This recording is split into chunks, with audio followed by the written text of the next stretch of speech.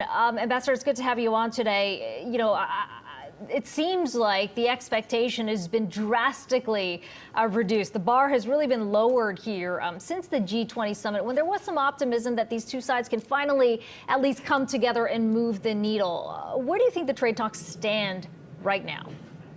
Yeah, the U.S. had pushed China very hard, and China looked at one point like they were ready to make some significant concessions in terms of fixing their intellectual property regime and doing something about forced technology transfer. But 2 months ago in May, they backed off from that, and that really set these negotiations back severely. I think both sides now are in damage control mode, very cautious going forward.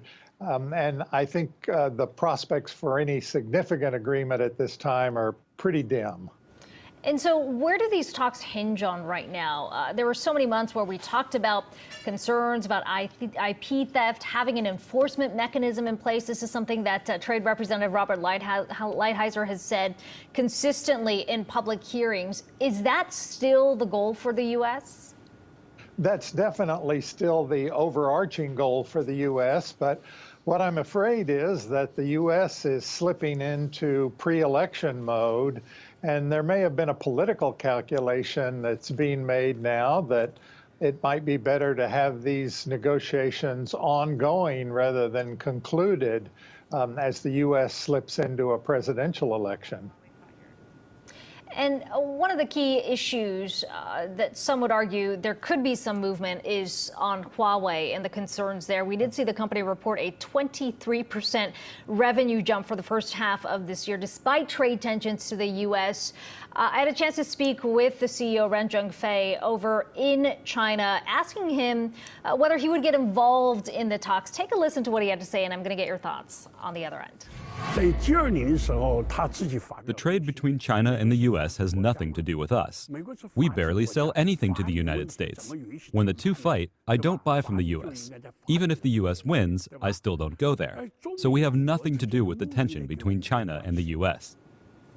So, Ambassador, you hear Ren Zhengfei there saying, look, we don't need the relief because we don't do business in the U.S., and China shouldn't have to make concessions. Where do you think the movement could come on the very issue of Huawei?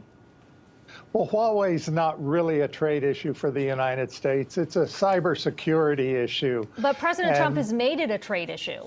He raised it at G20 as part of the trade discussions.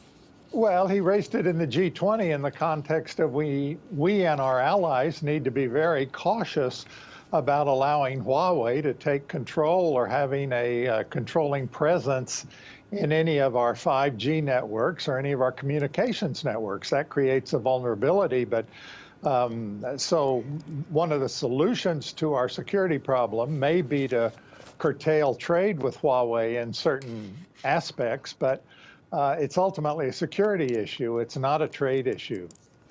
And finally, I want to get your thoughts on what's playing out over in Hong Kong.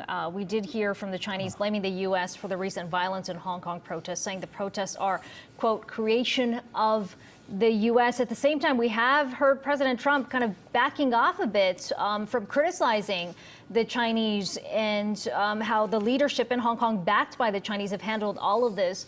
What's your biggest concern as this protest carries on for weeks now?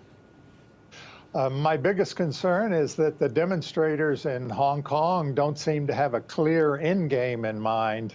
It's absolutely ridiculous for anyone to assert that this is something that the U.S. is behind. The citizens of Hong Kong have very real concerns about the extent to which their freedoms are at risk as they integrate gradually into China.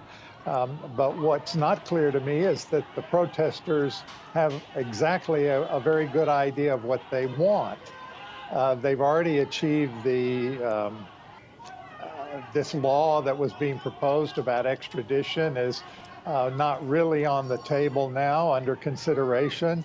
So they achieved that goal, but they're still protesting. And the risk here is that this will create an excuse for Beijing to crack down in some way, and that really could set back the process of the protection of freedom in Hong Kong severely. And very quickly, how far out are we, you think, until we see Beijing interfere? Well, I hope we're a long way out. I hope Beijing won't interfere at all. But it's really important for the authorities in Hong Kong right now, the government of the city, to get their act together and have a dialogue and make whatever concessions are necessary to get these protesters off the street. Okay, appreciate your time today. Terry Miller, former ambassador to the UN, joining us. Appreciate your time. Coming up,